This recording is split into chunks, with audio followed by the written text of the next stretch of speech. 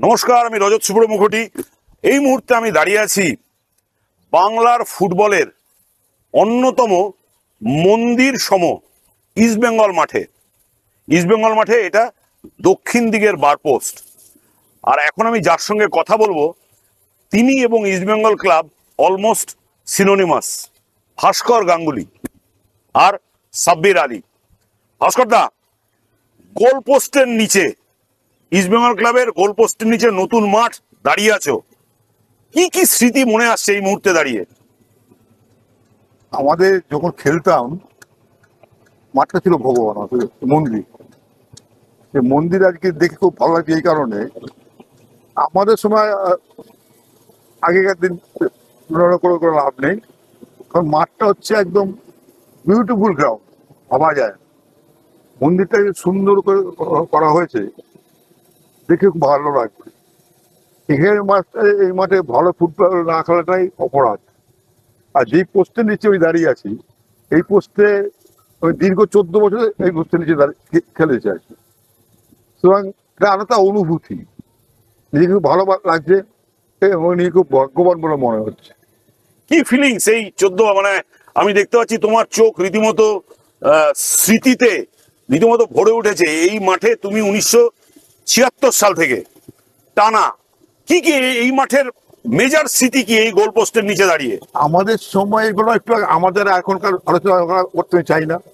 আগে কি হয়েছে, এখন কি হচ্ছে, তার থেকে বড় ভালো আজকের দিনে দাঁড়িয়ে মাঠের যা কন্ডিশন, এই কন্ডিশনে এখনকার যারা খেলোয়াড়রা খেলবেন তাদের কাছ থেকে আমরা ভালো খেলা আশা করি। আগামীকাল থেকে ক্যালকাটা সিএফএল লিগের সুপার সিক্স খেলা হবে, ইস্টবেঙ্গল ক্লাব খেলবে। আমি ইস্টবেঙ্গল ক্লাবের একজন প্রাক্তনী হিসাবে আমি চাইবো ইস্টবেঙ্গল ক্লাবের খেলোয়াড়রা ভালো খেলে সব ম্যাচ জিতে চ্যাম্পিয়ন হবে। গ্রিপটা দেখি না, ভাস্কর গাঙ্গুলি কি হয় গ্রিপ করতো, দেখি ভাস্কর গাঙ্গুলি গ্রিপ কি হয় করতো। বড় গ্রিপ তো এই থাকবে, এইগুলি থাকবে। এখন তো মুশকিল হয়ে গেছে যে আমরা কি খেলেছি না, এটা অতীত। এখন লোকে শুনলে লোকে আমি অতীতই, আমাদের দর্শকরা অতীত জানতে চায়। ভাস্কর গাঙ্গুলি এখানে দাঁড়িয়ে থাকতো মানে আর কোনো চিন্তা ভাবনা নেই। আমি একটা কথা বিশ্বাস করি যে আমি কি খেলেছি না খেলেছি বিচার করবে দর্শকরা যে এখনো আমাদের মনে রেখেছেন, তার জন্য তো ইস্টবেঙ্গল সমর্থক তথা বাংলার সমস্ত ফুটবলবিদদের কাছে আমি ব্যক্তিগতভাবে কৃতজ্ঞ। তারা এখনো অ্যাটলিস্ট রাস্তা দেখলে ভাস্কর দেখে ভালো আছেন তো, কারণ ইস্টবেঙ্গল ক্লাব কেন হাঁটছে কৈফিয়ত দিতে হয়, উত্তর দিতে হয়। এবং আজকে যে ইস্টবেঙ্গল এত সুন্দর পরিবেশ, মাঠ সুন্দর, ক্লাব সুন্দর, টেন্ট সুন্দর, সুন্দর পরিবেশ, এই পরিবেশটা যে করার দায়িত্বে যারা ক্লাবের কর্মকর্তারা আছেন তাদেরকে অসংখ্য ধন্যবাদ। বিশেষ করে দেবব্রত সরকারের নেতৃত্বে যে কমিটি আছে তাদেরকে অসংখ্য ধন্যবাদ, এত সুন্দর মাঠ উপহার রাখবে। সাবিনা, কিরকম ফিলিংস হচ্ছে ইস্টবেঙ্গল ক্লাবে এই গোল পোস্টেই অনেক প্র্যাকটিস, অনেক স্মৃতি কথা, অনেক ইতিহাস, সব কেমন গায়ে কাটা দিচ্ছে কি? পুরো ইট কেম ইনটু মাই মাইন্ডস যে আমি ফার্স্ট 78-এ এখানে এসেছে, আর যেরকম কন্ডিশন ছিল মাঠে তো ভালো ছিল না যে এখন হয়েছে। আর আমার কন্ডিশন অনেক সাপোর্টার, অনেক দর্শক জানে না। আমি একটা প্রবলেমে ছিল, নিজের প্রবলেম নেই, ট্রান্সফার ছিল। সে টাইমে ট্রান্সফার ছিল 6 মাসের রুল, আমি খেলেছি আফটার 10 মাস। একটু আগে নিতুর সঙ্গে কথা হচ্ছিল, বলছিল পিরিয়দা গিয়ে তোমার ট্রান্সফার।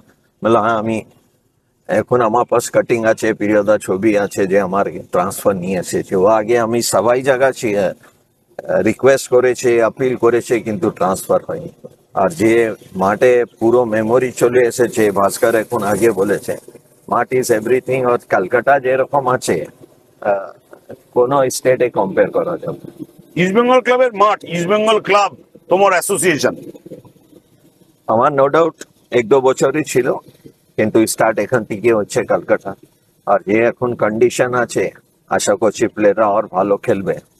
অত চেঞ্জ হয়েছে, আগে অত ফ্যাসিলিটিস ছিল না, মাঠ অত ভালো ছিল না, এটা কমপ্লেন না, আমি জাস্ট বলছি।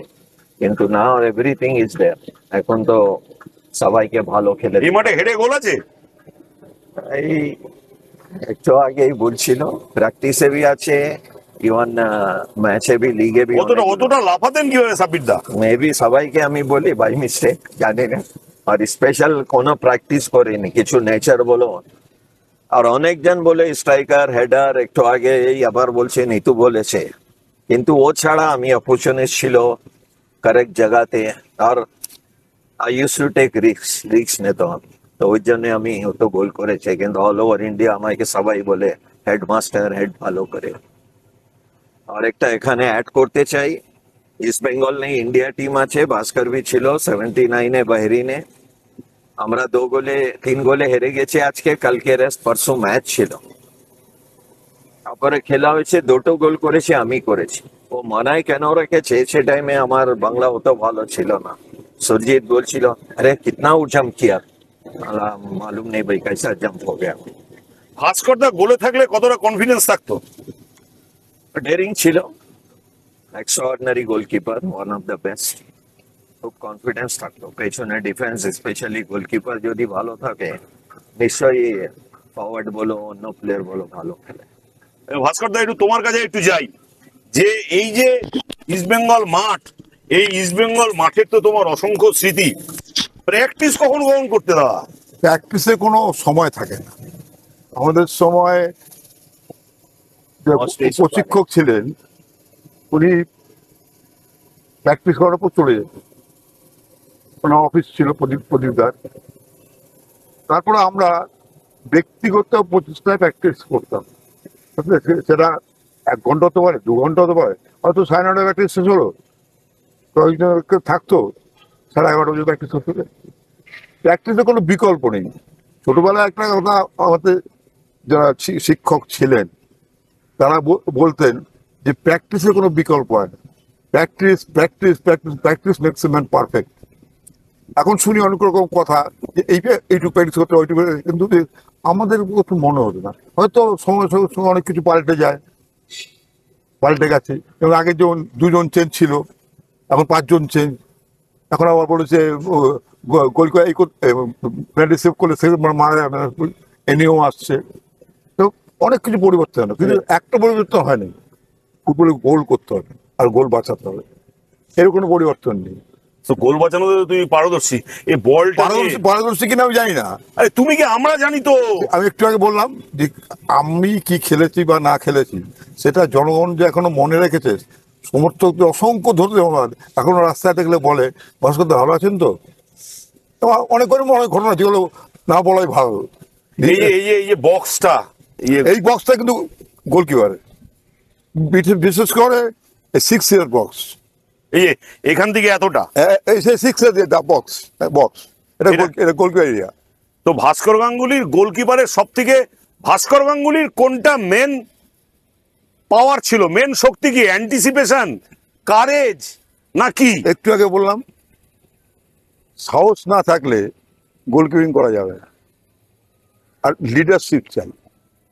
Goalkeeper is the last line of defence, first line of attack. Goalkeeper সমস্ত মাঠটাকে দেখতে পায়, গোলকিপার ডিফেন্সকে পরিচালনা করবে, কে কোথায় দাঁড়াবে, কোথায় আসছে। হ্যাঁ, তোমাদের ভুলভ্রান্তি হয় না, হয়েছে গোলকিপার খায় না, খায়, কিন্তু তার মধ্যেও দেখতে হবে কোন গোলকিপার কতটা কনফিডেন্ট। তো একটা বর্তমান যারা গোলকিপার উঠে আসছে, এই নতুন প্রজন্ম, 12, 14, 15 বছর বয়স, যারা দেখছে আমাদের এই তোমার ইন্টারভিউ, তাদের টিপস কি? একটা কথা ওই একটু আগে বললাম, কারেজ থাকতে হবে, আর প্র্যাকটিসের কোনো বিকল্প নেই। প্র্যাকটিসও সঠিক প্র্যাকটিস করতে হবে। এখনকার দিনে, সরি আমি একটা বলছি, এখনকার দিনে যারা গোলকিপার প্র্যাকটিস করান ম্যাক্সিমাম দেখে বল ঘুষি মেরে খবর দেয়। গ্রিপিং হচ্ছে ভাইটাল ব্যাপার গোলকিপারের। গোলকে তার কনফিডেন্সটা বাড়ায়। গ্রিপিংটা যদি ভালো থাকে তাহলে গোলকিপার, গ্রিপিং আর জাম্পিং, ফিটনেস লেভেল হাই করতে হবে। এখনকার দিনে যারা কোচিং করেন তাদের সম্মান রেখে বলছি, গোলকিপারদের বা প্লেয়ারদের বেসিক জিমন্যাস্টিক প্র্যাকটিসটা করানো উচিত। জিমনাস্ট প্র্যাকটিস, তার মানে তারা জিমনাস্ট করে না, আর ফিটনেস লেভেলটা আরো হাই লেভেল হওয়া উচিত। যে উড়ে যাওয়া, এই যে ব্যাপারগুলো, কোমরের জন্য নালা হয় না, পায়ের জন্য নালা হবে না, এটা বেসিক ব্যাপারটাকে আরো স্ট্রং করতে হবে। আর গোলকিপারের মেইন ব্যাপার যেটা হচ্ছে, একটু আগে বললাম, গ্রিপিং, জাম্পিং, আউটিং। কখন বেরোবো কখন বেরোবো না, ভাস্কর দা, এই দেখাই, এই যে বিরাট গ্যালারি, তোমাদের সময় গ্যালারিটা কেমন ছিল? এই যে চেয়ার এত সুন্দর চেয়ার ছিল না, বেঞ্চ ছিল, বেঞ্চের মধ্যে সাপোর্টাররা এসে বসতেন, আর ড্র করলে বা হারলে মূর্তি চেয়ার বেঞ্চ ছুড়ে মারতো আর ছুতো দিত। এখন তো অনেক পরিবর্তন হয়েছে। হিন্দুস্তান হোটেল ছেড়ে দিত। আর রাত্রিবেলায় পুলিশ গাড়ি গেছে, রাত 9টার সময় হিন্দুস্তান হোটেলে ছেড়ে দিতে। ড্র করা চলবে না, গোল খাওয়া চলবে না, হারার কথা তো দূরের কথা। তো এই মাঠে আমি জানি তোমার অসংখ্য ম্যাচ জবের থেকে ইডেন গার্ডেন্সে ম্যাচ হয়েছে, তারপরে সল্টলেকে চলে গেছে। তুমি সল্টলেক খেলেছো? খুব কম সময়ের জন্য অনেক খেলেছো। সময়।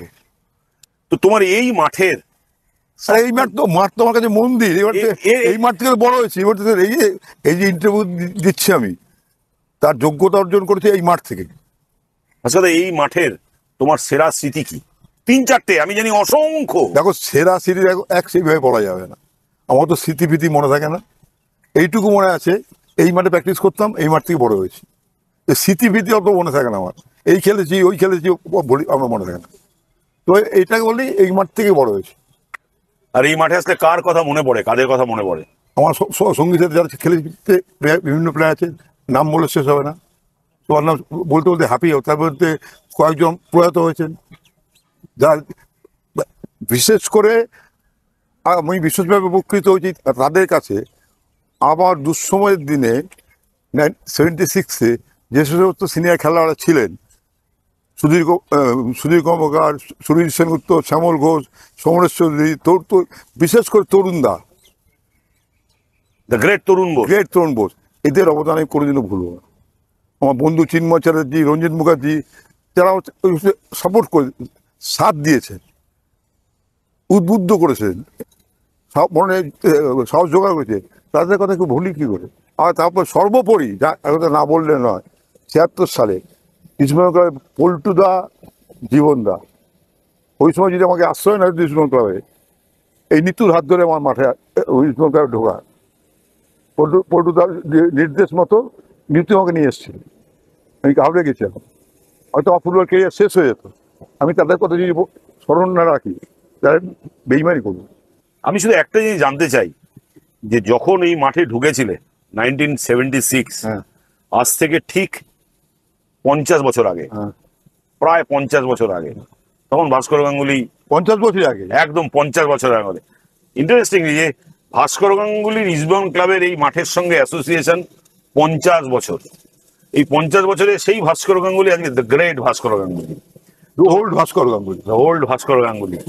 তো কি মনে হচ্ছে বলটা পেয়ে, এই যে গালিচার মতো মাঠ, এই বারপোস্ট, কি মনে হচ্ছে? আমি তুই প্রশ্ন করার আগেই মনে বলতে এই ঢুকছিলাম, এই মাঠ দেখে মনে হচ্ছে এখনই মাঠে মনে করি আমার যদি আর যৌবনটা ফিরে আসতো, খুব ভালো হতো।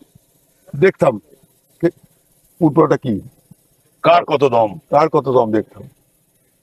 অসাধারণ। যৌবন যদি ফিরে আসতো, তাহলে ভাস্করদা যদি 50 বছর রিমাইন্ড করে আসতো, তাহলে আমরা কিন্তু আমাদের যেই ছোট সময় যেই ভাস্কর গাঙ্গুলিকে আমরা দেখেছিলাম, যেই ভাস্কর গাঙ্গুলিকে এই জেনারেশন দেখেনি, তারা দেখতে পারতো গোলকিপিং কাকে বলে আর গোলকিপার কাকে বলে। থ্যাংক ইউ ভাস্করদা। তোমার সঙ্গে কথা বলতে গিয়ে আমার নিজেরই গায়ে কাটা দিচ্ছে যে এরকম একটা প্রবাদ প্রতিম ব্যক্তিত্ব, আমরা সেই একটা খবরের কাগজে ছোট একটা, আমরা সেই সুদূরে থাকতাম, একটা ছবি দেখতাম, ভাস্কর গাঙ্গুলি এরকম ভাবে বল ধরছে ওপর থেকে। অসংখ্য ধন্যবাদ, নমস্কার। ভাই রজত, অসংখ্য ধন্যবাদ আমাকে এই স্টুডিওতে মাঠে ইন্টারভিউ নেওয়ার জন্য। অসংখ্য ধন্যবাদ। অ্যাটলিস্ট কিছু লোক তো দেখবে। অনেক ধন্যবাদ। Thank you Bhaskar, thank you, অসংখ্য ধন্যবাদ। লাস্ট একটা গ্রিপ হয়ে যাক। চল উপরে বল ধরতে হয়, এখানে বল না, উপরে বল ধরবো। Thank you. উপরে বল দেবো তাকিয়ে।